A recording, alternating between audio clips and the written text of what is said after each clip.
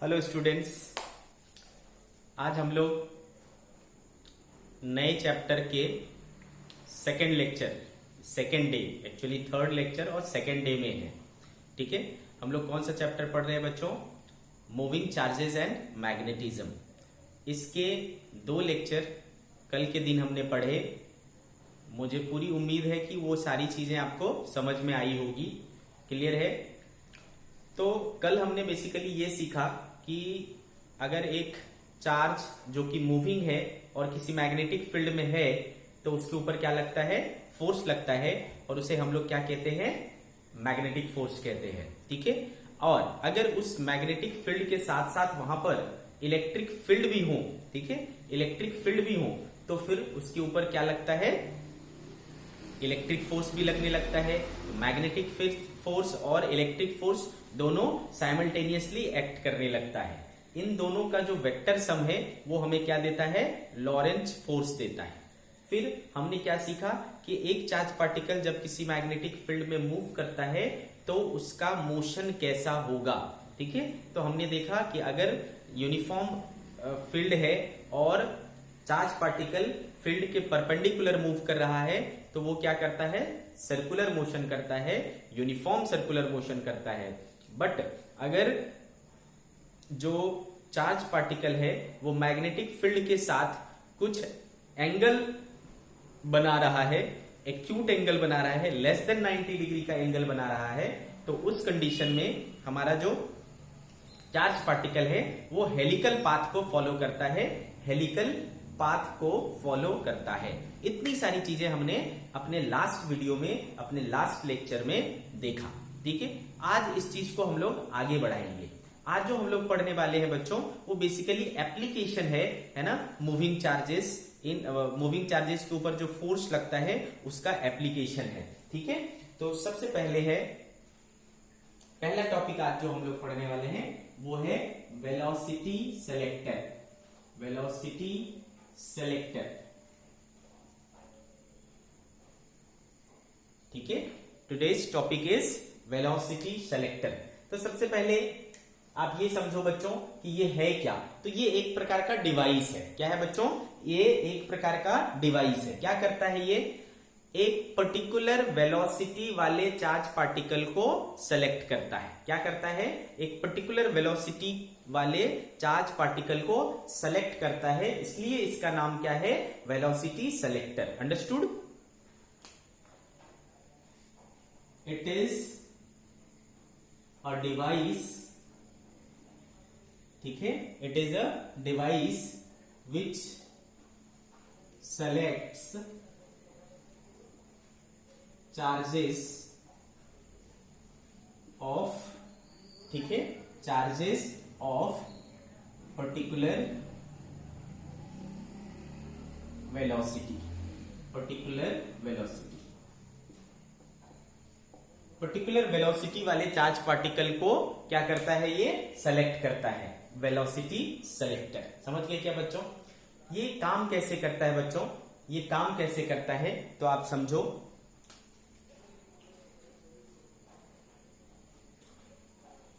इसमें हम लोग वेलोसिटी सेलेक्टर बनाते वक्त हम लोग म्यूचुअली परपेंडिकुलर इलेक्ट्रिक फील्ड और मैग्नेटिक फील्ड का यूज किया जाता है।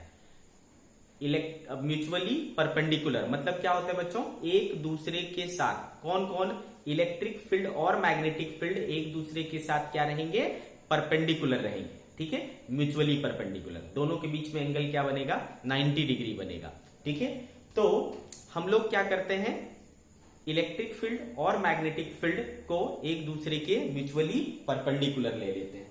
तो सपोज कि यहां पर हमने एक प्लेट बनाई, पॉजिटिव प्लेट, ठीक है बच्चों, और इधर हमने एक प्लेट बनाई नेगेटिव प्लेट। ओके, तो आपको पता है यहां पर क्या होता है ना? पॉजिटिव से नेगेटिव की साइड में क्या होता है? इलेक्ट्रिक फील्ड होता है। तो यहां क्या है? इलेक्ट्रिक फील्ड है। ओके बच्चों, यहां पर क्या है? इलेक्ट्रिक फील्ड है। तो अगर मैं एक चार्ज ले लूं, एक चार्ज पार्टिकल ले लूं प्लस क्यू, ठीक है, तो उसके ऊपर क्या होगा, इस तरफ एक फोर्स लगेगा, इलेक्ट्रिक फोर्स कितना, Q इंटू ई होगा कि नहीं बच्चों, Q इंटू ई एक फोर्स लगेगा। आगे बात समझ में बच्चों, क्लियर है। अब मान लो कि यहां पर इनके बीच का जो स्पेस है वहां पर एक फील्ड है, कौन सा वाला, मैग्नेटिक फील्ड। और ये मैग्नेटिक फील्ड कैसा है, तो आप देखो इसको क्या बोले थे, है ना, कल मैंने सिखाया था कि इस टाइप की फील्ड को क्या कहते हैं, क्रॉस फील्ड कहते हैं। क्रॉस फील्ड का मतलब होता है into the board, into the paper, ठीक है। तो यहां इस प्रकार से क्या है, यूनिफॉर्म मैग्नेटिक फील्ड है, जिसका है ना मैग्नीट्यूड सपोज क्या है, बी है, अंडरस्टूड। अब देखो बच्चों, तो यहां पर इलेक्ट्रिक फील्ड है ना, इलेक्ट्रिक फील्ड है ऐसा और मैग्नेटिक फील्ड है ऐसा, तो हुआ ना दोनों एक दूसरे के म्यूचुअली परपेंडिकुलर, एक दूसरे के साथ 90 डिग्री एंगल बनाएंगे, तो एक दूसरे के साथ 90 डिग्री एंगल बना रहे हैं। तो बच्चों ये जो चार्ज पार्टिकल है वो सपोज इस डायरेक्शन में जा रहा है, ठीक है, वो चार्ज पार्टिकल क्या हो रहा है, इस डायरेक्शन में जा रहा है, ओके।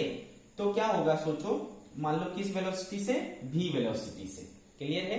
तो v वेलोसिटी जो पार्टिकल इधर जाएगा, ठीक है, तो इसके ऊपर फोर्स किधर लगेगा, तो कल हमने सीखा था, है ना, Q into V cross B. तो v क्रॉस b के डायरेक्शन में फोर्स लगता है, तो v का डायरेक्शन ये है और b का डायरेक्शन क्या है, अंदर। तो v से अंदर की तरफ यानी b की तरफ इसको मोड़ेंगे, तो मैग्नेटिक फोर्स किधर लगेगा बच्चों, ऊपर की तरफ। तो इस पर मैग्नेटिक फोर्स लगा ऊपर की तरफ। तो अगर मैं इस चार्ज पार्टिकल का एफबीडी बनाऊंगा, इस चार्ज पार्टिकल का एफबीडी बनाया, तो नीचे लगा भाई electric force Q into E और ऊपर लगा भाई magnetic force Q into V cross B, यानी Q भी बी साइन थीटा, और यहाँ थीटा कितना है 90 डिग्री, तो साइन 91 हो गया, Q into V into B, ऊपर की तरफ फोर्स लग गया। आगे क्या बात समझ में बच्चों। अब अगर मान लो इफ है ना मैग्नेटिक फोर्स और इलेक्ट्रिक फोर्स एक दूसरे के बराबर हो जाए, अगर मैग्नेटिक फोर्स और इलेक्ट्रिक फोर्स एक दूसरे के बराबर हो जाए, तो ये दोनों एक दूसरे को क्या कर देगा बच्चों, कैंसिल कर देगा। जब ये एक दूसरे को कैंसिल कर देगा तो इस पर नेट फोर्स क्या लगेगा, जीरो। जब ये नेट फोर्स जीरो लगता है किसी भी पार्टिकल पर, तो बच्चों ना तो उसका मैग्नीट्यूड चेंज होता है, ना तो उसका डायरेक्शन चेंज होता है। तो ये क्या होगा बच्चों, सेम स्पीड के साथ ये आगे बढ़ता चला जाएगा, इसमें किसी भी प्रकार का कोई डेविएशन नहीं होगा, और ये सीधा सीधा सीधा पाथ को फॉलो करते हुए निकल जाएगा, ठीक है बच्चों। और इधर अपन सामने क्या करते हैं, इधर है ना एक गेट लगा देते हैं। गेट मतलब एक स्मॉल ओपनिंग, ठीक है, स्मॉल ओपनिंग, ठीक है बच्चों। तो जो चार्ज पार्टिकल ऐसे आएगा, है ना, विदाउट डेविएटेड, वो इस तरीके से क्या हो जाएगा, निकल जाएगा, है ना, विदाउट डेविएशन जो चार्ज पार्टिकल आएगा वो ऐसा निकल जाएगा। लेकिन बच्चों अगर कोई चार्ज, अगर इसमें से ये बड़ा हो जाता, मैग्नेटिक फोर्स सपोज अगर बड़ा होता, तो मैग्नेटिक फोर्स अगर बड़ा होता तो ये क्या हो जाता, नेट फोर्स इस तरफ लगता, तो ये क्या हो जाता, इस तरफ डेविएट हो जाता। या फिर अगर इलेक्ट्रिक फोर्स बड़ा होता तो क्या होता, ये इस तरफ डेविएट हो जाता। आई क्या बात समझ में। और हमने यहाँ पर सिर्फ ओपनिंग रखा है, तो इधर जो डेविएट होगा वो भी रुक जाएगा, इधर जो डेविएट होगा वो भी रुक जाएगा। कौन पास हो पाएगा इस बैरियर को, सिर्फ वही पास हो पाएगा जो अनडेविएटेड आएगा, ठीक है, जो अनडेविएटेड आएगा। और जो अनडेविएटेड आएगा उसको ये शर्त पूरी करनी पड़ेगी कि ये और ये फोर्स क्या हो जाए, बराबर हो जाए। तो चलो देखते हैं इनको बराबर करके क्या मिलता है। तो Q into V into B is equal to Q into E, Q और Q कैंसिल हो गया बच्चों, V इंटू बी बराबर क्या आया, E आया। देयरफॉर वेलोसिटी इक्वल टू क्या आया, E बाई बी। क्या आया बच्चों, वेलोसिटी बराबर E बाई बी, ऐसा आया। आई क्या बात समझ में आपको, ठीक है, क्लियर है ये बात आपको। तो E बाई बी, तो हम क्या इलेक्ट्रिक फील्ड लिए हैं, है ना, इलेक्ट्रिक फील्ड कौन सा लिए हैं, मैग्नेटिक फील्ड कौन सा लिए, ये चीज हमें पता है ना। इलेक्ट्रिक फील्ड मैग्नेटिक फील्ड हमारे ऊपर है, हम इसको चूज कर सकते हैं, हम इसको अप्लाई कर सकते हैं। तो जब हम एक सर्टेन इलेक्ट्रिक फील्ड या मैग्नेटिक फील्ड अप्लाई कर देंगे तो E बाई बी करके हमें एक क्वांटिटी मिलेगी, है ना। उस क्वांटिटी के बराबर जिसका वेलोसिटी होगा, वो वेलोसिटी वाला पार्टिकल क्या होगा, अनडेविएटेड आएगा और यहां से बाहर आ जाएगा। बाकी जो भी पार्टिकल है ना, बाकी जो भी पार्टिकल है, किसी के ऊपर मैग्नेटिक फोर्स ज्यादा लग जाएगा या किसी के ऊपर इलेक्ट्रिक फोर्स ज्यादा लग जाएगा, तो वो क्या हो जाएगा, डेविएट हो जाएगा। Only those particle which will have this much velocity E by B equal to, है ना, वही वाला पार्टिकल क्या होगा, इससे बाहर आ पाएगा। तो हमें हमें इस तरफ क्या हुआ, एक फिल्टर्ड आउट होकर के पार्टिकल मिला जिसके पास एक पर्टिकुलर वेलोसिटी है, वो और कितना है, इतना है। आई क्या बात समझ में? So this is the functioning of velocity selector, this is the working of velocity selector. Clear है बच्चों? तो मैं क्या बोल रहा हूं, क्या करते हैं वेलोसिटी सेलेक्टर में? वेलोसिटी सेलेक्टर में क्या करते हैं, म्यूचुअली परपेंडिकुलर इलेक्ट्रिक फील्ड के बीच से, आप इसी तरीके से थ्योरी लिखना बच्चों, कि mutually perpendicular electric and magnetic field के बीच से, means in between the electric field, mutually perpendicular electric and magnetic field, a charge particle is, है ना, means charge particles are passed through, ठीक है, charge particles are passed through, only those particles which have velocity equal to E by B, या only those particles on which magnetic force and electric force becomes equal, that is they are in equilibrium, then it will have velocity E by B, है ना, those particles will be passed through the opening, okay, and rest of the charge particle will be stopped। तो इस तरीके से हम क्या कर लेते हैं, चार्ज पार्टिकल जिसके एक पर्टिकुलर वेलोसिटी है उसको सेलेक्ट किया जाता है, तो दिस इज वेलोसिटी सेलेक्टर। ठीक है बच्चों? तो आपसे अगर वेलोसिटी का फॉर्म कितना वेलोसिटी आएगा, अगर आपको इलेक्ट्रिक फील्ड दिया, मैग्नेटिक फील्ड दिया हुआ है और आपसे पूछे कि कौन सा वेलोसिटी आएगा, तो this is the formula V equals to E by V। ठीक है, V equals to E by V, इस फॉर्मूला को आपको क्या करना है, यूज करना है। ठीक है बच्चों? तो ये रही बात वेलोसिटी सेलेक्टर की।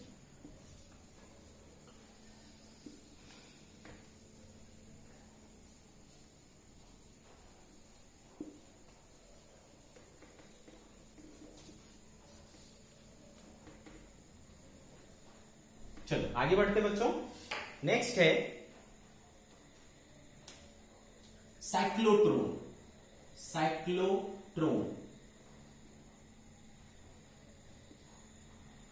आज का सेकेंड टॉपिक है बच्चों, साइक्लोट्रॉन। अगेन देखो साइक्लोट्रॉन क्या है, बेसिकली ये एक पार्टिकल एक्सेलरेटर है। What it is a particle accelerator. तो अगेन ये भी एक डिवाइस है जिसका यूज हम लोग क्या करते हैं, पार्टिकल को एक्सेलरेट करने के लिए।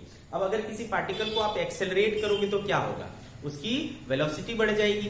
वेलोसिटी बढ़ जाएगा तो क्या होगा, उसकी एनर्जी बढ़ जाएगी, काइनेटिक एनर्जी बढ़ जाएगी। ठीक है, तो हम किसी पार्टिकल को हाई एनर्जी या हाई वेलोसिटी तक एक्सेलरेट करने के लिए इस डिवाइस का यूज करते हैं, है ना, जिससे हम क्या बोलते हैं बच्चों, साइक्लोट्रॉन। तो what is cyclotron? It is a device which is used as particle accelerator. Understood बच्चों? It is a device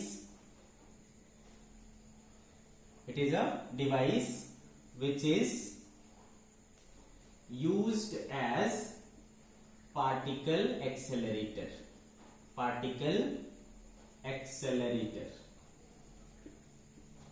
ठीक है, it is a device which is used as particle accelerator. ठीक है भाई, अब जब भी कोई हम डिवाइस बनाते हैं तो बच्चों वो किसी ना किसी प्रिंसिपल पर काम करता है। ठीक है, जैसे कि इसके पीछे वाला वेलोसिटी सेलेक्टर था, वो किस प्रिंसिपल पर काम करता था कि जब mutually perpendicular electric field and magnetic field होगा और मैग्नेटिक फोर्स और इलेक्ट्रिक फोर्स इक्विलिब्रियम में होगा तो नेट फोर्स जीरो हो जाएगा और वो पार्टिकल क्या होगा, नेट फोर्स जीरो महसूस करेगा और वो निकल जाएगा, है ना, अनडेविएटेड, विदाउट डेविएशन वो क्या हो जाएगा, पास थ्रू हो जाएगा। क्लियर है बच्चों? It is a device which is used as a particle accelerator.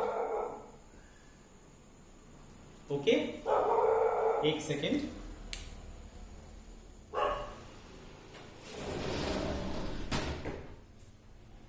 यहां पर बहुत कुत्ते चिल्लाते हैं भाई, रात को पता नहीं इनको क्या हो जाता है, इतना चिल्लाते हैं ये लोग। ठीक है, sorry. It is a device which is used as particle accelerator. ये चीज समझ में आ गया। अब देखो ये किस प्रिंसिपल पर काम करता है, प्रिंसिपल। ठीक है बच्चों, क्या है इसका प्रिंसिपल?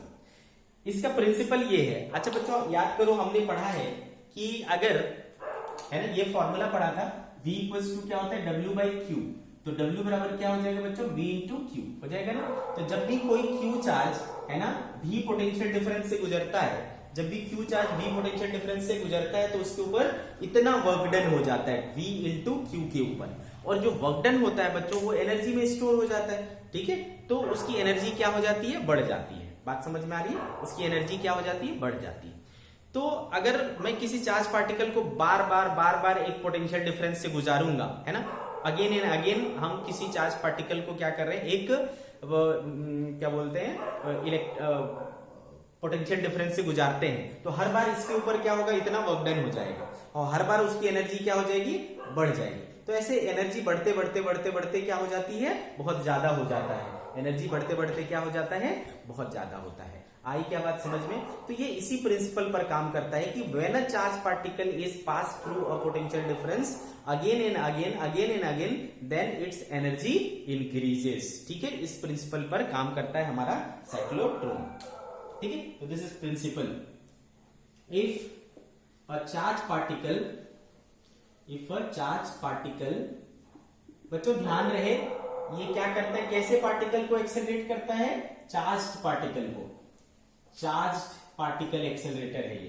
तो if a charge particle is passed through a potential difference again and again, then its energy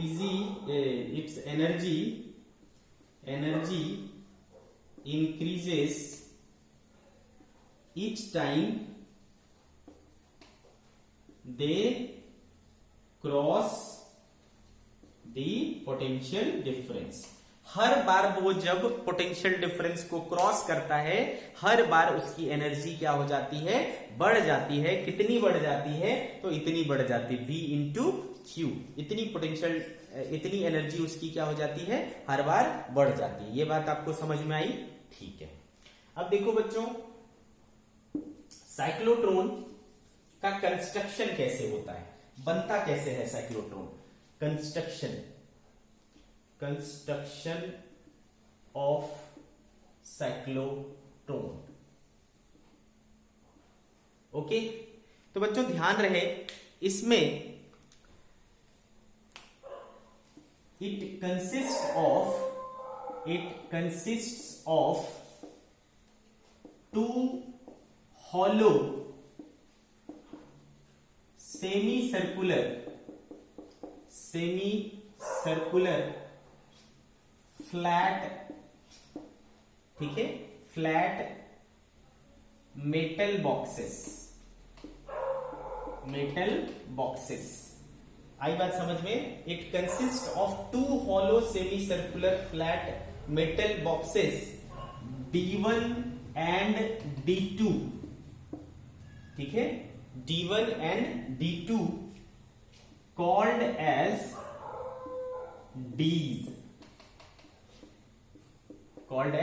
Ds। क्या मतलब हुआ, आप इसको देखोगे ना, इसका शेप वो कुछ इस तरीके से होता है। डी लेटर होता है ना, डी जो हमारा अल्फाबेट होता है उसके शेप का होता है। ठीक है, कुछ इस तरीके से।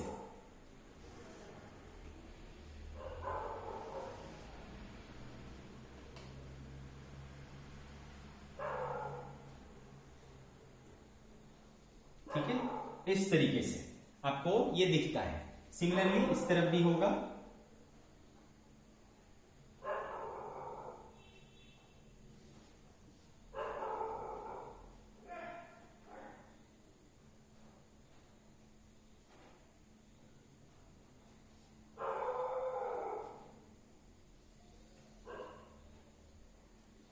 ठीक है, तो ये इस तरीके से आपको दिखता है, दोनों डीज है ना, D1 और D2।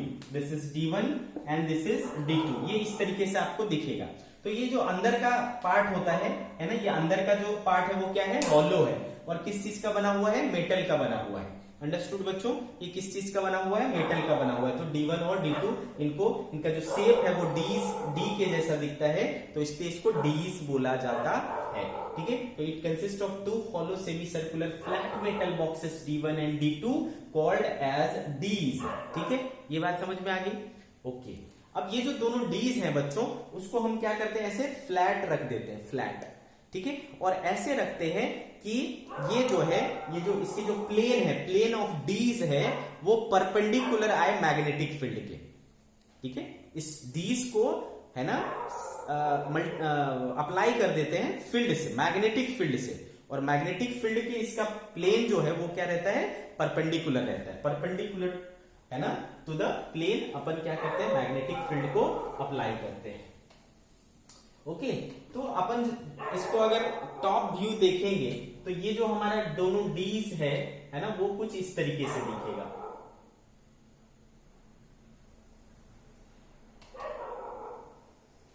है ना व्यू बच्चों। टॉप व्यू जब देखेंगे तो ये हमें कैसा नजर आएगा, इस तरीके का नजर आएगा, ठीक है। तो इसके ऊपर और नीचे क्या करते हैं अपन, मैग्नेटिक फील्ड अप्लाई कर देते हैं, नॉर्थ और साउथ। तो बच्चों आगे चल करके हम लोग पढ़ेंगे कि मैग्नेटिक फील्ड किधर से किधर होता है, हमेशा north to south direction, north से साउथ डायरेक्शन की तरफ हमेशा क्या होता है, एक फील्ड अप्लाई होता है, मैग्नेटिक फील्ड लगता है। तो ये ऊपर से नीचे इस तरीके से क्या है, मैग्नेटिक फील्ड है, और ये इस तरीके से फ्लैट है ना, आप समझो ये इस तरीके से फील्ड लग रहा है, और ये इस तरीके से डीज रखे हुए प्लेन के, डीज के प्लेन रखे हुए। आगे बात समझ में। तो इधर से इधर क्या हो गया, एक मैग्नेटिक फील्ड हो गया अप डाउनवर्ड, ठीक है। और ये इस तरीके से हॉरिजॉन्टल प्लेन में हमारा डीज रखा हुआ है। ओके, अब ये जो दोनों डीज हैं उसको हम लोग क्या करते हैं, दोनों डीज को हम लोग एक हाई फ्रीक्वेंसी ऑसिलेटर से कनेक्ट कर देते हैं, ठीक है बच्चों। क्या कर देते हैं, हाई फ्रीक्वेंसी ऑसिलेटर से कनेक्ट कर देते हैं।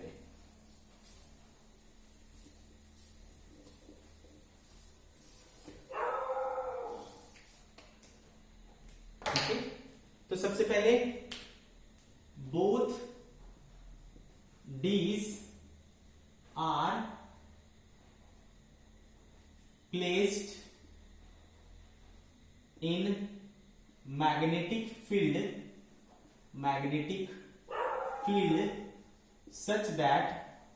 such that the plane of D's are perpendicular to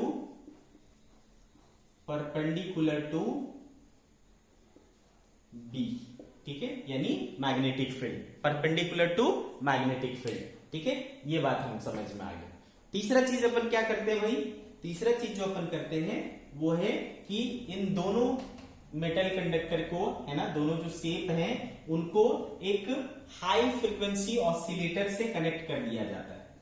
both D's D1 and D2 are connected to a high frequency oscillator, high frequency oscillator. Oscillator basically क्या होता है, कुछ अलग चीज नहीं है, अल्टरनेटिंग सोर्स जो होता है। मैंने बताया था ना, पावर सोर्स दो तरह के होते हैं, एक डायरेक्ट सोर्स और एक alternating source, DC and AC.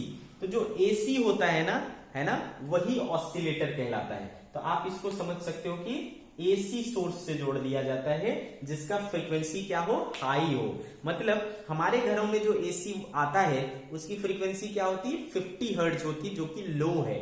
अगर हाई फ्रीक्वेंसी की बात करूं तो उसकी फ्रीक्वेंसी क्या रहेगी, अलग रहेगी, हाई रहेगी। क्लियर है बच्चों, इस तरीके से अच्छे से समझ में आ रहा है। तो ये इसका कंस्ट्रक्शन हो गया, ठीक है बच्चों। तो इसको हमने क्या किया, इसको सपोज D1 बोला और इसको D2 बोला, तो इसको हाई फ्रीक्वेंसी ऑसिलेटर से जोड़ दिया जाता है, ठीक है। एसी सोर्स का सिंबल इस तरीके से होता है बेटा, तो हमने इसको क्या किया, इस तरीके से इसको जोड़ दिया। क्लियर है, हाई फ्रीक्वेंसी ऑसिलेटर, हाई, इसको शॉर्टकट में HF ऑसिलेटर बोलते हैं, ऑसिलेटर, हाई फ्रीक्वेंसी ऑसिलेटर से इसको जोड़ दिया।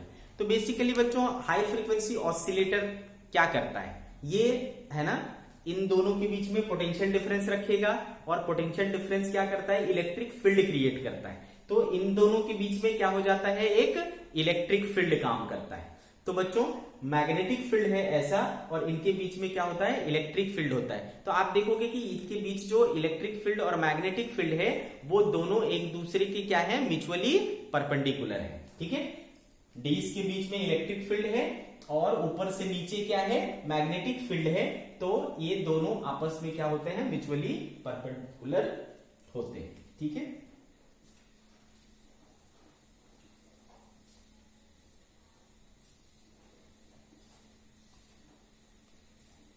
ठीक है। तो मैं जो नेक्स्ट चीज लिख सकता हूं वो ये लिख सकता हूं कि magnet produces magnetic field and oscillator produces alternating electric field, but electric field and magnetic field are mutually perpendicular to each other। ठीक है, ये दोनों एक दूसरे के साथ क्या होते हैं, म्यूचुअली परपेंडिकुलर होते हैं। ओके, ये बात आपको समझ जाना चाहिए। ठीक है, समझ गए हम इतनी बातें। तो भाई अब हम ये देखेंगे कि ये काम कैसे करता है। ठीक है, हाउ डज इट वर्क। तो देखते हैं बच्चों, वर्किंग।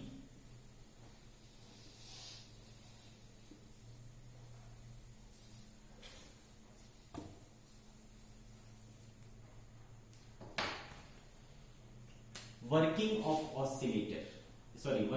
Of cyclotron. सबसे पहले क्या किया जाता है बच्चों, मान लो यहां पर है ना, ये जो बीच वाला पॉइंट है वहां पर हमने एक सोर्स रख दिया चार्ज का। ठीक है, यहां पर हमने क्या किया, एक सोर्स रख दिया चार्ज का, जिसको हमें क्या करना है, एक्सेलरेट करना है। ठीक है, तो यहां पर हमने एक सोर्स रख दिया। वहां से क्या हुआ बच्चों, एक चार्ज निकला, सपोज क्यू चार्ज निकला। ठीक है, वहां से क्या हुआ, एक चार्ज निकला। तो जिस समय वो चार्ज, मान लो चार्ज क्या है, पॉजिटिव चार्ज है। What is the nature of charge, positive nature. ठीक है, तो पॉजिटिव नेचर का एक चार्ज निकला। ये जब मैं हाई फ्रीक्वेंसी ऑसिलेटर कहता हूं या ऑसिलेटर कहता हूं, तो ऑसिलेटर का मतलब हुआ कि अल्टरनेटिंग सोर्स। तो अल्टरनेटिंग सोर्स जो होता है बच्चों, अल्टरनेटिव करंट या वोल्टेज जो होता है उसका वेरिएशन कुछ इस तरीके से होता है। यानी आधे साइकिल के लिए वो प्लस होता है और आधे साइकिल के लिए माइनस होता है। ये टोटल मिलकर के एक साइकिल होता है। ठीक है, तो एक साइकिल में आधे साइकिल के लिए क्या होता है बच्चों, उसका नेचर पॉजिटिव होता है। आधे साइकिल के लिए उसका नेचर क्या हो जाता है, नेगेटिव हो जाता है। मतलब हर हाफ साइकिल के बाद उसकी पोलैरिटी क्या हो जाती है, चेंज हो जाती है। बात समझ में आ रही है आपको, हर आधे साइकिल के बाद उसकी पोलैरिटी चेंज हो जाती है। तो ये जो इलेक्ट्रिक फील्ड यहां जनरेट होगा उसकी पोलैरिटी लगातार क्या होती रहेगी, चेंज होती रहेगी। जो इनके बीच में वोल्टेज है, पोटेंशियल डिफरेंस है, उसकी पोलैरिटी हमेशा चेंज होती रहेगी। हर आधे साइकिल के बाद पोलैरिटी क्या हो जाती है, चेंज हो जाती है। तो माना बेटा कि इस समय ये जो है लो पोटेंशियल पर है और ये हाई पोटेंशियल पर है। तो ये पॉजिटिव चार्ज और ये नेगेटिव चार्ज पॉजिटिव चार्ज को क्या कर लेता है बच्चों, अट्रैक्ट कर लेता है। ये इस पर फोर्स लगाएगा और ये चल पड़ेगा और ये इसके अंदर घुस जाएगा। समझ में आया क्या, ये इसके अंदर घुस जाएगा। ध्यान से सुनना, बहुत अच्छा लॉजिक है यहाँ पर। ठीक है, तो इलेक्ट्रिक फील्ड उस पर फोर्स लगाया, वो क्या हुआ, अंदर घुस गया। ठीक है, उसके ऊपर फोर्स लगा और वो इनसाइड चला गया। ओके, नाउ व्हाट, जब ये इसके अंदर घुस जाता है तो ये किस चीज का बना हुआ है, मेटल का बना हुआ है। और हमने पढ़ा है कि मेटल के अंदर इलेक्ट्रिक फील्ड 0 होता है।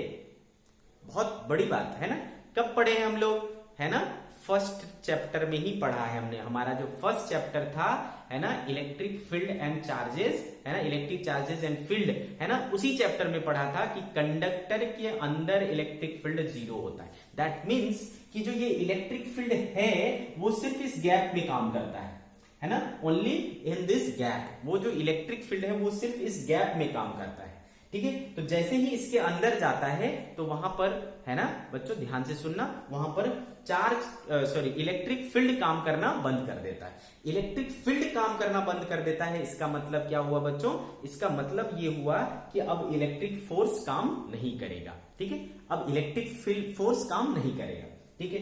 तो जैसे ही इसके अंदर एंटर किया बच्चों, तो अब तक क्या हुआ इसको, है ना, क्योंकि गैप में तो फील्ड लग रहा था ना, गैप में फील्ड लग रहा था तो फोर्स लगा तो एक्सेलरेशन हुआ तो उसकी स्पीड आ गई, है ना। तो वेलोसिटी के साथ, कुछ वेलोसिटी के साथ ये क्या हुआ, यहां पर एंटर किया। ध्यान से समझना, मैग्नेटिक फील्ड ऐसा नीचे था और ये चार्ज पार्टिकल ऐसा एंटर किया। तो देखो मैग्नेटिक फील्ड और चार्ज पार्टिकल के वेलोसिटी का डायरेक्शन एक दूसरे के म्यूचुअली परपेंडिकुलर हो गया। तो हमने सीखा है कि अगर कोई चार्ज पार्टिकल किसी मैग्नेटिक फील्ड में, है ना, परपेंडिकुलरली एंटर करता है तो वो क्या करने लगता है बच्चों? सर्कुलर मोशन करने लगता है। बात समझ में आ रही है? तो ये क्या करने लगेगा? सर्कुलर मोशन, ठीक है। तो ये जो चार्ज पार्टिकल है वो इस तरीके से सर्कुलर पाथ ले लेगा, ठीक है। सर्कुलर पाथ लेते हुए कुछ समय बाद ये वापस से इस गैप में आ जाएगा, कुछ समय बाद ये वापस से इस गैप में आ जाएगा। तो कितने समय बाद ये वापस इस गैप में आएगा? तो याद है आपको, हमने पढ़ा है कि टाइम पीरियड बराबर क्या होता है? 2πm/qb। कल हमने सीखा था, है ना। वो जो सर्कुलर पाथ फॉलो करेगा उसका टाइम पीरियड क्या होगा? 2πm/qb। अच्छे से समझ में आया आपको? ठीक है भाई, तो ये इसका टाइम पीरियड है। अच्छा, दूसरी चीज आपको ये भी समझ में आता है कि ये जो टाइम पीरियड है ना, वो ना तो वेलोसिटी पर डिपेंड करता है, ना तो रेडियस ऑफ सर्कुलर पाथ पर डिपेंड करता है। कल के लेक्चर में हमने आपको ये सिखाया था, है ना। ना तो ये वेलोसिटी पर डिपेंड करता है, ना तो रेडियस पर डिपेंड करता है, ये कांस्टेंट होता है। तो जो हमने एक चार्ज पार्टिकल ले लिया है और फील्ड हमारा फिक्स है ना, तो इसका जो टाइम पीरियड है वो क्या है बच्चों? फिक्स है, ठीक है। तो यहां से यहां आने में कितना समय लगेगा? आधा टाइम पीरियड। उस आधे टाइम पीरियड में, है ना, इसकी जो पोलैरिटी है ना वो क्या हो जाएगी? चेंज हो जाएगी, है ना। हमने उसकी फ्रीक्वेंसी ऐसी ली है, उसकी फ्रीक्वेंसी और इसकी फ्रीक्वेंसी क्या होनी चाहिए? मैच होनी चाहिए। क्लियर है? तो जब उसकी फ्रीक्वेंसी और इसकी फ्रीक्वेंसी मैच होगी बच्चों, तो जब तक ये यहां पहुंचेगा तब तक इसकी भी पोलैरिटी क्या हो जाएगी? चेंज हो जाएगी। अब ये माइनस हो जाएगा और ये प्लस हो जाएगा। तो जैसे ही गैप में आएगा, चार्ज पॉजिटिव है, ये नेगेटिव हो चुका है, तो वापस से ये इसको क्या कर लेगा बच्चों? खींच लेगा। जब ये खींच लेगा, है ना, तो मैंने क्या बताया कि उसकी एनर्जी क्या हो जाती? बढ़ जाती। जब भी वो पोटेंशियल डिफरेंस यहां से यहां जाएगा तो फिर से पोटेंशियल डिफरेंस को क्रॉस करेगा, और जब पोटेंशियल डिफरेंस को क्रॉस करेगा तो उसकी एनर्जी बढ़ जाएगी। एनर्जी बढ़ जाएगी मतलब उसकी वेलोसिटी बढ़ गई। तो बच्चों अब ये इसकी वेलोसिटी बढ़ गई। वेलोसिटी बढ़ने से क्या हुआ बच्चा? वेलोसिटी बढ़ने से हमने देखा था कि रेडियस बढ़ जाता है, r बराबर mv/qb, है ना। तो v बढ़ गया बच्चों, तो r बढ़ जाएगा। तो अब ये क्या करेगा? बड़ा सर्कल बनाएगा। अब थोड़ा बड़ा सर्कल बनाया, ठीक है बच्चों। अब इसने क्या किया? थोड़ा बड़ा सर्कल बनाया, ठीक है। फिर क्या हुआ बच्चों? इसके आधे टाइम पीरियड के बाद ये क्या हो जाएगा? वापस से इस गैप में आ जाएगा। फिर से ये क्या होगा बच्चों? अपना पोलैरिटी चेंज कर लेगा। अब ये माइनस और ये प्लस हो जाएगा। तो हर आधे साइकिल के बाद टाइम पीरियड क्या, पोलैरिटी क्या हो जाएगी? चेंज हो जाएगी, और हर आधे टाइम पीरियड के बाद वो अपने वापस से गैप में आ जाएगा। फिर से यहां पर देखो, इसको पोटेंशियल डिफरेंस को पार करना पड़ेगा, है ना। जब ये पोटेंशियल डिफरेंस को पार करेगा तो वापस से इसकी एनर्जी बढ़ जाएगी, इसकी वेलोसिटी वापस बढ़ जाएगी, और वेलोसिटी बढ़ जाएगी तो अब ये पहले से भी बड़ा सर्कल बनाएगा। और ये जो प्रोसेस है वो क्या होता है? लगातार चलते रहता है, ठीक है। और फाइनली क्या होता है बच्चों? हम लोग यहाँ पर एक गेट खोल के रखते हैं, है ना। एक इस तरीके से गेट खोल के रखते हैं जहां से ये पार्टिकल, है ना, हर बार इसकी वेलोसिटी क्या हो गई? बढ़ती चली गई, एनर्जी बढ़ती चली गई, और फाइनली जब ये यहां से निकलेगा तो इसकी एनर्जी क्या होगी? मैक्सिमम होगी। वेलोसिटी क्या होगी? मैक्सिमम होगी। तो यहां से मुझे क्या मिलेगा, है ना, यहां से मुझे क्या मिलेगा? हाई एनर्जी पार्टिकल मिल जाएगा। हाई एनर्जी, है ना, एक्सेलरेटेड पार्टिकल मिल जाएगा, हाई एनर्जी पार्टिकल मिल जाएगा। तो इस तरीके से आपका जो साइक्लोट्रॉन है वो काम करता है। क्लियर है बच्चों? How does it work? आपको क्या ये बात समझ में आई? क्या बोलोगे बच्चों? क्या लिखोगे? मैं आपको ओरली बोलता हूं और आपको इसको लिखना है। क्या लिखना है? कि if the source of charge particle, source of positive charge is kept in at the center of D's, ठीक है, as the charge particle comes out of the source, let at that time, है ना, D2 is at negative potential and D1 is at positive potential, therefore D2 attracts the charge particle inside the D2 and, ठीक है, as the charge particle gets into the D's, है ना, effect of electric field vanishes, electric field का effect खत्म हो जाता है, and due to magnetic field, है ना, it travels in circular path, as it enters the gap again, till then polarity of the D's are changed and charge particle jumps into the second D but with greater velocity, and now it covers greater circle of greater radius, and the process repeats itself, and in this process again the charge particle has to cross the potential difference again and again, and due to which energy of the particle gets increased, and finally we get high energy particle. In this way you have to write theory of this cyclotron. Okay बच्चों, आपको समझ में आया ये बात?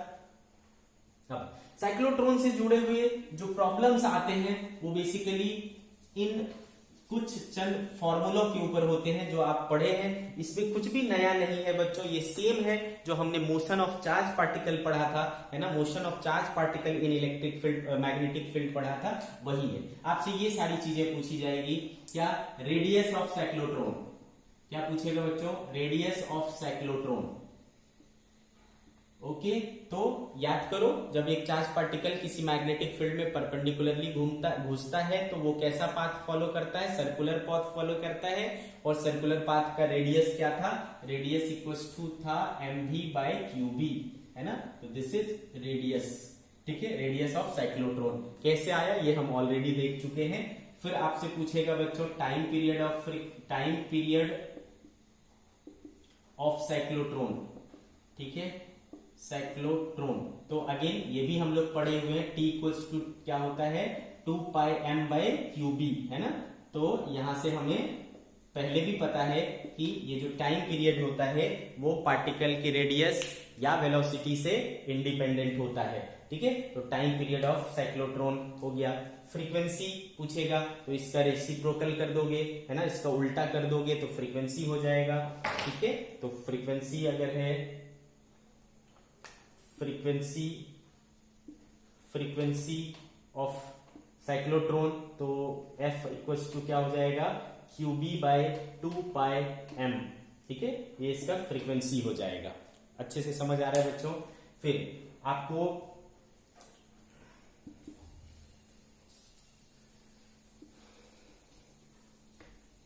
आपको बोलेगा बच्चों एनर्जी ऑफ साइक्लोट्रॉन, है ना, एनर्जी ऑफ साइक्लोट्रॉन। तो चूंकि कौन सी एनर्जी होगी? काइनेटिक एनर्जी होगी, हाफ mv² फॉर्मूला होता है। तो यहां से देखो बच्चों v इक्वल्स टू क्या हो जाएगा? QBR बाय m हो जाएगा। तो v के बदले रख लो, तो half into m into QBR by m का होल स्क्वायर। तो ये हो जाएगा बच्चों Q²B² R² by 2m। This is kinetic energy, है ना, इतनी एनर्जी होगी उसके पास, ठीक है। जब बच्चों ये फाइनली बाहर आएगा उस समय सबसे बड़ा रेडियस ट्रेवल कर रहा होगा। जब सबसे बड़ा रेडियस ट्रेवल कर रहा होगा उस समय काइनेटिक एनर्जी भी क्या होगा? मैक्सिमम होगा।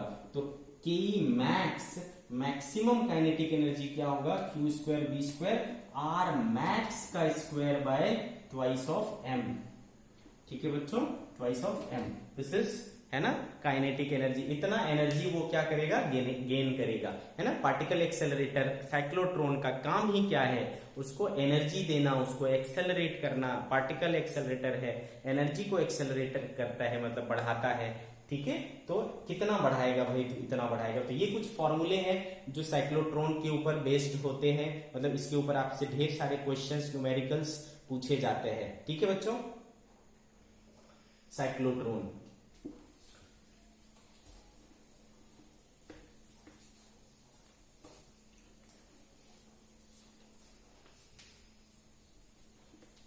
ये topic theory point of view से भी बहुत इंपॉर्टेंट है, ये बोर्ड में आपको अक्सर पूछा जाता है साइक्लोट्रॉन। ठीक है, 3 नंबर या 5 नंबर छोटे छोटे क्वेश्चंस भी इससे पूछे जाते हैं, तो थ्योरी पॉइंट ऑफ व्यू से भी बहुत इंपॉर्टेंट है और आपके एग्जाम्स में भी बहुत आते हैं, कॉम्पिटिटिव एग्जाम्स में भी बहुत आते हैं। ठीक है बच्चों, नेक्स्ट टॉपिक है हमारा limitations of cyclotron. Limitations of cyclotron, ध्यान से समझे बच्चों। लिमिटेशंस यानी ड्रॉबैक्स, इसके ड्रॉबैक्स क्या है या लिमिटेशंस क्या है, आ रही बात समझ में, ध्यान से समझिए।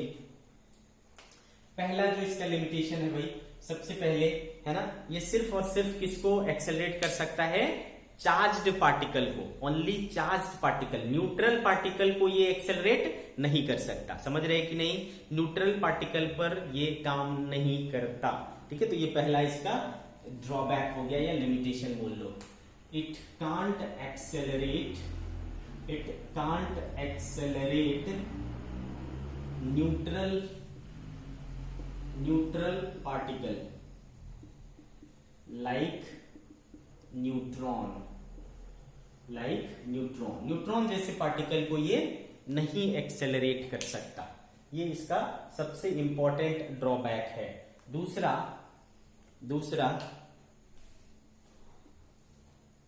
इट कांट एक्सेलरेट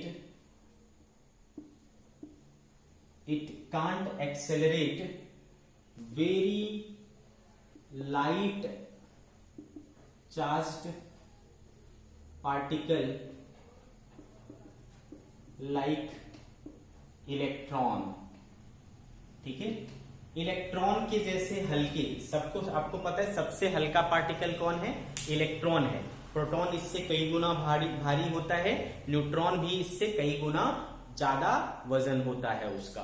ठीक है, तो इलेक्ट्रॉन जैसे जो चार्ज पार्टिकल हैं जो बहुत हल्के होते हैं, उनको इससे ये करना मुश्किल होता है। ठीक है, उनको एक्सेलरेट करना मुश्किल होता है। क्यों ऐसा, कारण क्या है भाई, तो आप ध्यान से समझिए। हमारे जो आइंस्टाइन साहब थे, उन्होंने एक थ्योरी दी थी, थ्योरी ऑफ रिलेटिविटी। क्या कहलाता है, थ्योरी ऑफ रिलेटिविटी। उनका कहना था, अपन क्या जानते हैं भाई कि मास क्या होता है, कांस्टेंट होता है। ठीक है, अपन क्या जानते हैं कि मास क्या होता है, कांस्टेंट होता है। बट आइंस्टीन ने बताया कि मास जो होता है, मास भी वेरी कर सकता है। ठीक है, मास भी वेरी कर सकता है। मास जो है 2 प्रकार के होते हैं, एक होता है बच्चों रेस्ट मास और एक होता है एक्चुअल मास। रेस्ट मास जो होता है वो जब तक आप रेस्ट में हो वो कांस्टेंट होता है, रेस्ट मास आपका कांस्टेंट होता है। बट जब आप मोशन करने लगते हो, ठीक है, जब आप मोशन करते हो तो आपका जो एक्चुअल मास होता है, मतलब क्या बोले इसको, ऑब्जर्विंग मास है, वो डिफरेंट आता है। ठीक है, और उसके लिए उन्होंने एक फॉर्मूला दिया, बहुत फेमस है। ठीक है, m equals to m0 upon square root 1 minus v square by c square. ठीक है, this is called rest mass. ठीक है बच्चों, और ये है आपका और मीन्स उस समय का मास जब आप निकाल रहे हो। ठीक है, rest mass 1 minus v square by c square. What is v, तो v इज वेलोसिटी। ठीक है, और c क्या है, यानी speed of body, and c क्या है बच्चों, स्पीड ऑफ लाइट। क्या होता है बच्चों, अगर कोई पार्टिकल या तो रेस्ट में रहेगा तो v 0 हो जाएगा, 0 तो ये वाला पार्ट 0 हो गया, तो m बराबर क्या आएगा, m0 आएगा। मतलब उस समय उसका मास रेस्ट मास के बराबर आएगा, यानी कांस्टेंट आएगा, because rest mass is constant. ठीक है, तो रेस्ट मास क्या रहता है, हमेशा कांस्टेंट रहता है, तो ये आपको कांस्टेंट मिलेगा। लेकिन बच्चों अगर वो मूव कर रहा है तो v कुछ ना कुछ आएगा, v कुछ ना कुछ आएगा, तो ये वाला क्वांटिटी क्या हो जाएगा, माइनस हो जाएगा, तो ये वाला क्वांटिटी क्या हो जाएगा, मतलब ये ओवरऑल घट जाएगा, तो ये क्या हो जाएगा, बढ़ जाएगा, तो मास उसका क्या हो जाएगा, वेरी हो जाएगा। लेकिन अगर वो थोड़ा बहुत स्पीड से चलता भी है v, है ना, तो बच्चों चूंकि c बहुत बड़ा होता है और ये अगर बहुत छोटा है, तो आप इसको निग्लेक्ट करके मान चल सकते हो और आप इसके मास को क्या मान सकते हो, कांस्टेंट मान सकते हो। लेकिन अगर वो बहुत ज्यादा स्पीड से चलने लगे, कोई पार्टिकल बहुत ज्यादा स्पीड से चलने लगे, है ना, इतना स्पीड से चलने लगे कि उसकी स्पीड जो है लाइट के स्पीड के कंपेरेबल हो जाए, मान लो अब ये इतना स्पीड से चलने लगे कि v बराबर क्या हो गया भाई c/2, आधी स्पीड ऑफ लाइट से चलने लगे, तो यहां पर रखना पड़ेगा बच्चों c/2, तो c/2 कैंसिल हो जाएगा, 1/2 का स्क्वायर क्या आएगा, 1/4, अब 1 माइनस 1/4 है ना, 1/4 को अब आप इग्नोर नहीं कर सकते, अब 1/4 को आप निग्लेक्ट नहीं कर सकते, तो यहां पर ये क्या हो जाएगा बच्चों, घट जाएगा, मास क्या हो जाएगा, बढ़ जाएगा, तो मास क्या हो जाएगा, वेरी हो जाएगा। आई के बाद समझ में बच्चों, मास क्या हो जाएगा, वेरी हो जाएगा। ठीक है बच्चों, तो जब हम किसी पार्टिकल को एक हद से ज्यादा एक्सेलरेट कर देंगे तो उसकी स्पीड क्या हो जाएगी, जब है ना क्या बोलते हैं, स्पीड ऑफ लाइट के कंपेरेबल होने लगेगा, तो उस समय मास चेंज होने लगेगा। जब मास चेंज होगा तो उससे क्या फर्क पड़ेगा, तो देखो बच्चों हमने टाइम पीरियड क्या देखा था, 2πm/qb ऐसा देखा था, है ना, 2πm/qb। तो ये हमने देखा था कि हाँ भाई जो टाइम पीरियड होता है ना वो रेडियस पर डिपेंड नहीं करता, वेलोसिटी पर नहीं डिपेंड करता, लेकिन मास पे तो डिपेंड करता है ना। अगर मास कांस्टेंट है तभी टाइम पीरियड कांस्टेंट रहेगा, टाइम पीरियड कांस्टेंट रहेगा तभी हमारा जो चार्ज पार्टिकल उस गैप से निकल करके वापस उस गैप में आता था वो एक फिक्स टाइम में आता था, और उतने ही टाइम में क्या होता था, वो पोलैरिटी चेंज कर लेता था, इसलिए ये हमारा फंक्शन जो है वर्क कर पा रहा था। लेकिन अगर मेरा m वेरी कर जाएगा, मास वेरी कर जाएगा, तो टाइम पीरियड वेरी कर जाएगा, और टाइम पीरियड वेरी कर जाएगा तो ऑसिलेटर की फ्रीक्वेंसी और इसकी फ्रीक्वेंसी अब मैच नहीं करेगी, तो पता चला कि जब ये पार्टिकल हमारा गैप में आया उस समय तक पोलैरिटी चेंज नहीं हुआ, पोलैरिटी चेंज नहीं होगा तो फिर ये कोलैप्स कर जाएगा, ये आपका सही से फंक्शन नहीं करेगा। ठीक है बच्चों, तो इसका अर्थ ये है कि हम जो है किसी पार्टिकल को बहुत ज्यादा वेलोसिटी तक एक्सेलरेट नहीं कर सकते, है ना, बहुत ज्यादा वेलोसिटी तक एक्सेलरेट करेंगे तो उसका मास चेंज हो जाएगा, मास चेंज होगा, टाइम पीरियड चेंज होगा और वो फंक्शन करना बंद कर देगा। क्लियर है, तो जो इलेक्ट्रॉन होता है, इलेक्ट्रॉन जैसे हल्के पार्टिकल होते हैं, तो चूंकि उसका मास कम है, ठीक है बच्चों, तो उसका फोर्स बराबर क्या होता है, मास इंटू एक्सेलरेशन, तो एक्सेलरेशन बराबर क्या होगा, फोर्स अपॉन मास। तो मास अगर कम है तो बहुत ज्यादा एक्सेलरेशन होगा, तो वो बहुत जल्दी एक्सेलरेट हो जाता है और इतना स्पीड गेन कर लेता है कि वो क्या होता है, उसकी मास चेंज होने लगती है और वो उसका फंक्शन मुश्किल हो जाता है। तो दूसरा लिमिटेशन क्या है कि हल्के चार्ज पार्टिकल को ज्यादा नहीं एक्सेलरेट कर सकते, मतलब नहीं कर सकते, या फिर किसी भी पार्टिकल को बहुत हद तक ही, एक लिमिट तक ही एक्सेलरेट कर सकते हैं, क्योंकि ज्यादा एक्सेलरेट करेंगे इतनी स्पीड हो जाएगी कि स्पीड ऑफ लाइट के कंपेरेबल हो जाएगा, तो फिर इसका जो फंक्शन करने का जो एक्चुअल प्रिंसिपल है उसका वायोलेशन हो जाएगा और ये सही से वर्क नहीं करेगा। क्लियर है बच्चों, सो ये था आपका लिमिटेशंस ऑफ साइक्लोट्रॉन। ओके बच्चों,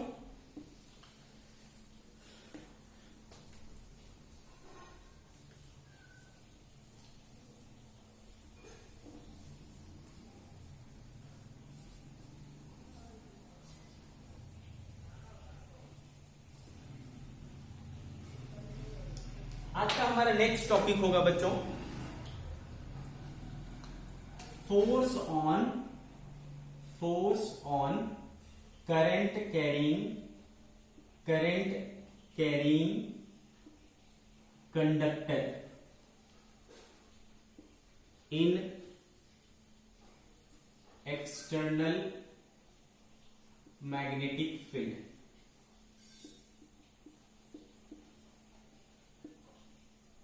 force on current carrying conductor in external magnetic field. आई क्या बात समझ में आपको, ये चीज है हमारा नेक्स्ट टॉपिक। चलो देखते हैं इसको क्या करते हैं, क्या है ये चीज। बच्चों कल के दिन हमने ये पढ़ा था कि अगर एक चार्ज पार्टिकल किसी एक्सटर्नल मैग्नेटिक फील्ड में मूव कर रहा है तो उसके ऊपर मैग्नेटिक फोर्स लगता है। ये चीज हमने देखा था।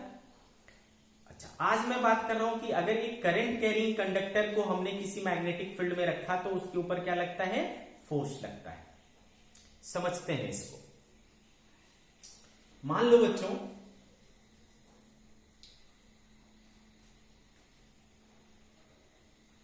यूं एक कंडक्टर है, ठीक है, ऐसा एक कंडक्टर है और इसमें एक करंट फ्लो हो रहा है आई। क्या कर रहा है बच्चों, करंट फ्लो कर रहा है आई, और इसकी लंबाई है सपोज एल, ठीक है, इसकी लंबाई है सपोज एल, डीएल कर लेता हूं, चलो क्या कर लेता हूं, डीएल। इसकी लंबाई कितनी है, डीएल है, और एक मैग्नेटिक फील्ड है इस डायरेक्शन में, मैग्नेटिक फील्ड है, और ये एंगल है suppose theta, this angle is theta. तो मैग्नेटिक फील्ड के कंपोनेंट तोड़ो आप, मैग्नेटिक फील्ड के कंपोनेंट तोड़ो, इधर क्या आएगा बच्चों, बी कॉस थीटा, और इधर क्या आएगा, बी साइन थीटा, ठीक है। ऐसे दो मैग्नेटिक फील्ड के कंपोनेंट टूट जाएंगे। अब देखो बच्चों, करंट का जो फ्लो होता है, करंट का जो फ्लो होता है वो किस वजह से होता है, तो current flows due to flow of charge, charge flow करता है इसलिए करंट फ्लो होता है। अब हमने सिखाया था आपको कि चार्ज का, कंडक्टर में जो चार्ज का फ्लो होता है वो बेसिकली इलेक्ट्रॉन की वजह से होता है, फ्री इलेक्ट्रॉन्स की वजह से होता है। क्लियर है, तो फ्री इलेक्ट्रॉन्स के फ्लो होने की वजह से ही करंट फ्लो हो रहा है। अच्छा, दूसरी चीज हमने सिखाया था कि करंट अगर इस तरफ फ्लो हो रहा है ना, तो इलेक्ट्रॉन इसके अपोजिट में जाएगा और प्रोटॉन उसके सेम डायरेक्शन में जाएगा, ठीक है। तो मैं मान लेता हूं कि पॉजिटिव चार्ज है ना, पॉजिटिव चार्ज ले लिया, प्लस ई है ना, तो ये तो क्या होगा, इसी डायरेक्शन में चलेगा। अच्छा, और किस स्पीड से चलता है भाई, इलेक्ट्रॉन किस स्पीड से चलता है, ड्रिफ्ट वेलोसिटी से, ठीक है। तो ये जो चलेगा वो क्या चलेगा, ड्रिफ्ट वेलोसिटी से चलेगा। आई क्या बात समझ में। तो देखो बच्चों, क्या यही चीज हो गया क्या जो हमने कल पढ़ा था, एक चार्ज पार्टिकल है वो मूव कर रहा है मैग्नेटिक फील्ड में, क्लियर, मैग्नेटिक फील्ड के अंदर एक चार्ज पार्टिकल, यही तो हो गया, तो उसके ऊपर ऑब्वियसली फोर्स लगेगा। फिर दूसरी चीज हमने सिखाई थी कि फोर्स जो चार्ज पार्टिकल पे लगाता है वो कौन लगाता है, मैग्नेटिक फील्ड का परपेंडिकुलर कंपोनेंट, पैरेलल रहेगा, है ना। ये फॉर्मूला था ना भाई, F बराबर क्या था, Q V क्रॉस B। तो जो पैरेलल हो जाएंगे, पैरेलल वाला क्या देता था, जीरो देता था, पैरेलल वाला क्या देता था, जीरो। तो ये जो B cos थीटा है उसके वजह से इस पर कोई फोर्स नहीं लगेगा। किसके वजह से फोर्स लगेगा, इसके वजह से। तो यहां पर जो फोर्स लगेगा DF वो कितना हो जाएगा बच्चों, है ना। तो चार्ज है उसके पास E, है ना, चार्ज है उसके पास E, तो Q V क्रॉस B, तो V कितना है बच्चों, VD, और B कौन सा है, B साइन थीटा। तो E VD B sine theta, इतना क्या हो रहा है, फोर्स लग रहा है। ओके, इतना क्या लग रहा है, फोर्स लग रहा है। अब मान लो बच्चों कि मैं बोलता हूं कि इसका एरिया ऑफ क्रॉस सेक्शन कितना है, A है ना, ये जो कंडक्टर है हमारा उसका area of cross section A है, और इसका N है नंबर डेंसिटी। याद है आपको नंबर डेंसिटी क्या होता है, नंबर डेंसिटी क्या होता है, याद है आपको, number of free electrons per unit volume. तो ये चीज दे दिया है आपको, N, number of free electrons per unit volume. तो देयरफॉर नंबर ऑफ इलेक्ट्रॉन्स इसमें कितने होंगे, द नंबर ऑफ चार्जेस या नंबर ऑफ फ्री इलेक्ट्रॉन्स कितने होंगे। तो आपको पता है भाई ये क्या चीज है, चार्ज पर यूनिट वॉल्यूम है, number of electrons per unit volume है, तो इसको क्या करना पड़ेगा, वॉल्यूम से मल्टीप्लाई करना पड़ेगा। वॉल्यूम कितना हो जाएगा भाई, A इंटू लेंथ यानी A इंटू DL हो जाएगा क्या। तो नंबर ऑफ फ्री इलेक्ट्रॉन्स हो गया N into A into DL। Okay बच्चों। अच्छा, ये इसको मैं अभी Q रखता हूं, चार्ज को क्या रखता हूं, Q रखता हूं। तो इसके अंदर टोटल चार्ज कितना हो गया भाई, इतने हो गए, टोटल चार्ज कितने हो गए, इतने नंबर्स, और हर एक का चार्ज कितना है, E। तो total charge therefore Q equals to क्या हो जाएगा, NaDl। ये नंबर डेंसिटी और ये वॉल्यूम है। जब भी नंबर डेंसिटी को वॉल्यूम से मल्टीप्लाई करूंगा तो मुझे क्या मिल जाएगा, नंबर मिल जाएगा, और इतने नंबर ऑफ क्या है इलेक्ट्रॉन्स, और एक इलेक्ट्रॉन का चार्ज क्या है तो E है, तो क्या हो गया देखो NeADL है ना, इतना चार्ज है वहां पर। देयरफॉर तो वहां पर फोर्स कितना लगेगा बच्चों, DF इक्वल टू Q के बदले इसको रख लूंगा NeADL VDB साइन थीटा, ऐसा क्लियर है। अब देखो बच्चों NeAVD है ना DLB साइन थीटा। अब ये चीज आपको देखा देखा लग रहा है क्या, NeAVD, व्हाट इज NeAVD, ये क्या होता है बच्चों करंट, इलेक्ट्रिक करंट, ठीक है। तो इसको मैं क्या लिख सकता हूं I है ना, I और देखो DL B साइन थीटा। अच्छा भाई करंट जो होता है, करंट तो वेक्टर क्वांटिटी है ही नहीं, करंट वेक्टर क्वांटिटी नहीं है, ये तो स्केलर क्वांटिटी है। ये जो DL है, DL को मैं चाहूं तो वेक्टर बना सकता हूं अगर मैं इसको डायरेक्शन दे दूं। तो मान लो कि DL का डायरेक्शन वही है जो करंट का डायरेक्शन है। What is the direction of DL, DL is the direction of current, मतलब DL has the direction of current. तो जो करंट का डायरेक्शन होगा वही लेंथ का डायरेक्शन होगा, है ना। तो लेंथ एक क्या बन गया बच्चों, वेक्टर बन गया। तो अगर DL वेक्टर बन गया और B भी एक वेक्टर है और उसके बीच में थीटा क्या है, एंगल है, और अगर मैं बोलूं कि DL और B का क्रॉस प्रोडक्ट करो तो क्या हो जाएगा बच्चों DL और B साइन थीटा। तो यहां पर भी वही है क्या, DL B साइन थीटा। तो मैं इसको क्या लिख सकता हूं I into DL cross B, क्या लिख सकता हूं I into DL cross B। तो कितना फोर्स लग रहा है बच्चों, I into DL cross B। Okay, this is the formula, है ना, इतना फोर्स लगेगा उस कंडक्टर के ऊपर।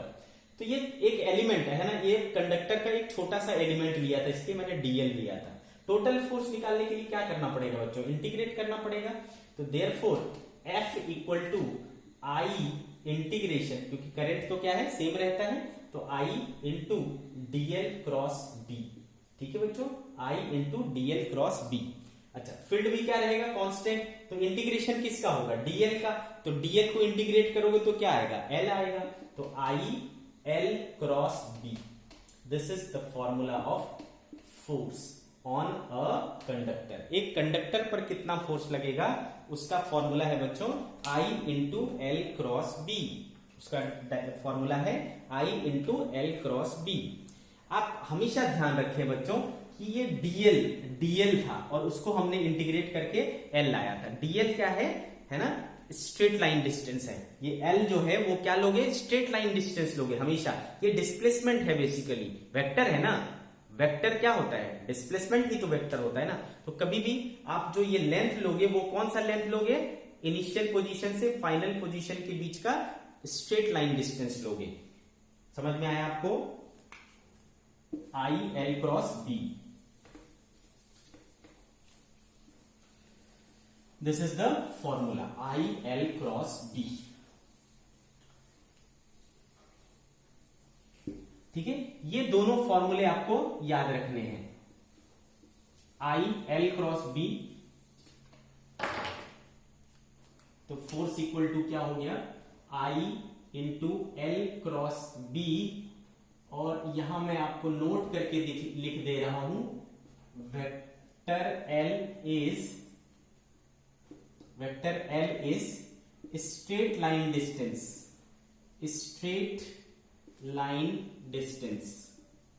Okay, vector L is straight line distance.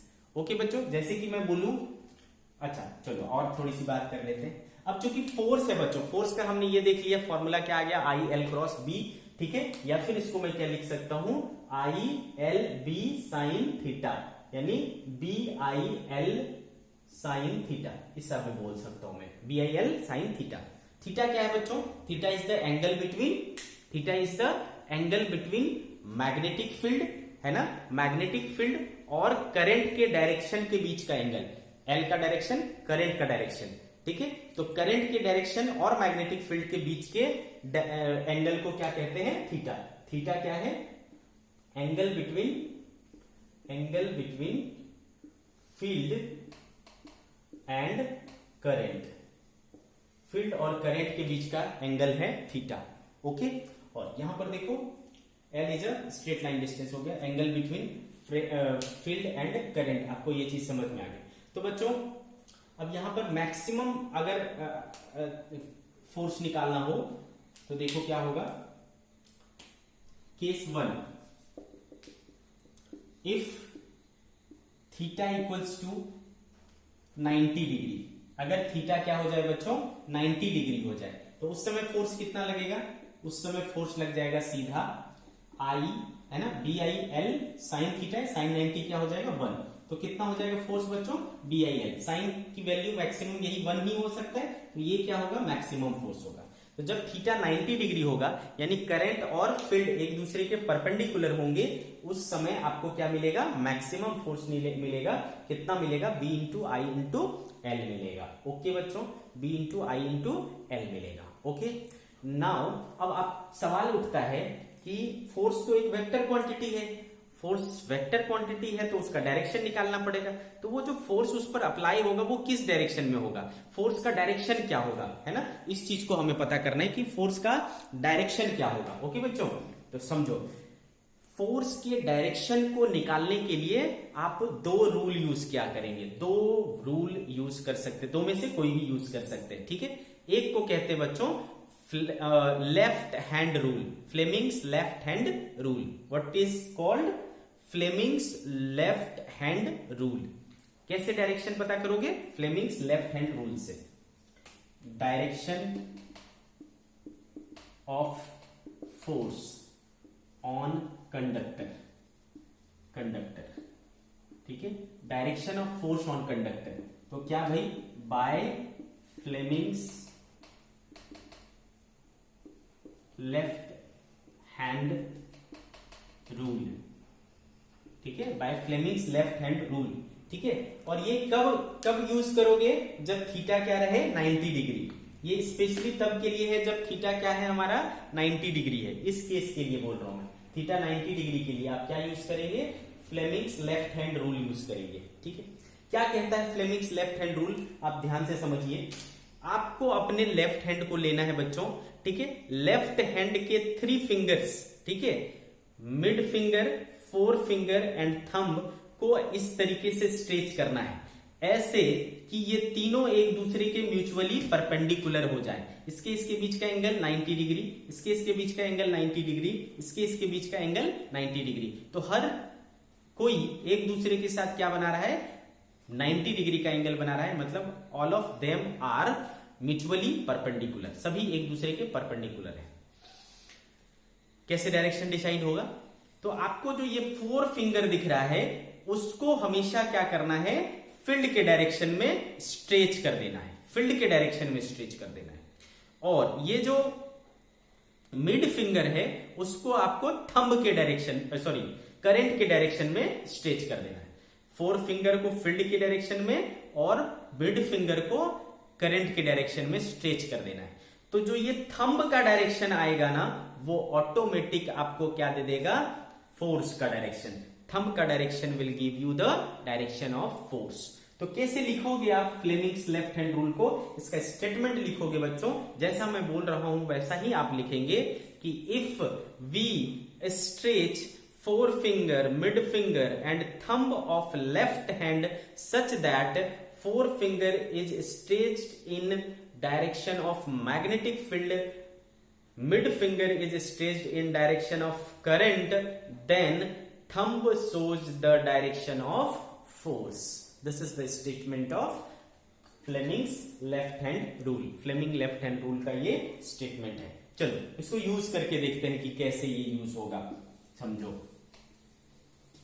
मान लो बच्चों कि यहां पर फील्ड जो है वो इस डायरेक्शन में है, फील्ड का डायरेक्शन ये है और करंट का डायरेक्शन इधर है। करंट का डायरेक्शन क्या है बच्चों, इधर है। तो बताओ कि फोर्स का डायरेक्शन किधर होगा। तो बस ये लेना है, लेफ्ट हैंड लिया मैंने इसको क्या बोला था, फील्ड के डायरेक्शन में रख दिया, फील्ड के डायरेक्शन में। करंट देखो किधर जा रहा है, ऊपर, तो करंट ऊपर, तो देखो ये हो गया फील्ड के डायरेक्शन में और ये हो गया करंट के डायरेक्शन में। अंगूठा देखो किधर जा रहा है, अंदर, तो यानी यहाँ पर जो फोर्स का डायरेक्शन है वो अंदर की तरफ, अंदर की तरफ के डायरेक्शन को क्या करते हैं, इनटू से शो करते हैं, क्रॉस से शो करते हैं, तो ये हो गया बच्चों फोर्स का डायरेक्शन। ठीक है, ऐसे हमने डिसाइड कर लिया, क्लियर है। सिमिलरली मान लो मैं एग्जांपल लेता हूं कि अब की बार फील्ड अंदर है, मैग्नेटिक फील्ड क्या है, अंदर है, और करंट सपोज इस तरफ बह रहा है। ठीक है, तो क्या करेंगे, ठीक है बच्चों, तो फोर्स किधर लगेगा, तो मैंने क्या कहा, इसको अंदर फील्ड के डायरेक्शन में, इसको फील्ड के डायरेक्शन में रख दिया बच्चों, और करंट को किधर रखना है ना, ये इस तरीके से देखो, फील्ड अंदर और ये क्या है, करंट के डायरेक्शन में स्ट्रेच कर दिया मैंने, है ना, ये करंट का डायरेक्शन था, तो ये देखो किधर आया, देखो नीचे की तरफ, तो फोर्स किधर लग रहा है बच्चों, इधर नीचे की तरफ लग रहा है, फोर्स किधर लग रहा है, नीचे की तरफ। तो इस तरीके से आप क्या कर सकते हैं, इसका डायरेक्शन डिसाइड कर सकते हैं, जब वो एक दूसरे के परपेंडिकुलर होंगे उस समय क्या फोर्स लगेगा, BIL, अंडरस्टूड बच्चों, BIL इतना फोर्स उसके ऊपर लगेगा। केस 2,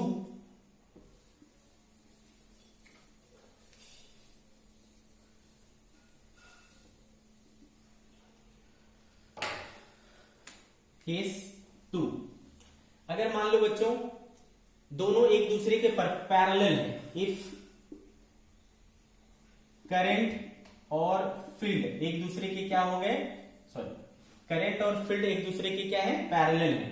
ठीक है, तो इस कंडीशन में थीटा क्या हो जाएगा, 0, थीटा 0 हो जाएगा, तो भाई है ना, साइन 0 क्या हो जाता है, 0, तो इस होल टर्म को क्या बना देगा, 0। तो इन दिस केस है ना, फोर्स जो लगेगा वो क्या लगेगा, 0। ठीक है, तो ध्यान रखें कि जब भी करंट और फील्ड एक दूसरे के पैरेलल हो जाएंगे, करंट और फील्ड एक दूसरे के पैरेलल हो जाएंगे, तो फोर्स कितना लगेगा, 0 लगेगा। तो आप इसको लैंग्वेज में लिखेंगे कि if force field and current are parallel to each other, then force है ना, मैग्नेटिक फोर्स जो लगेगा वो नहीं लगेगा। क्लियर है, ये दो केसेस हो गए। तीसरा बच्चों,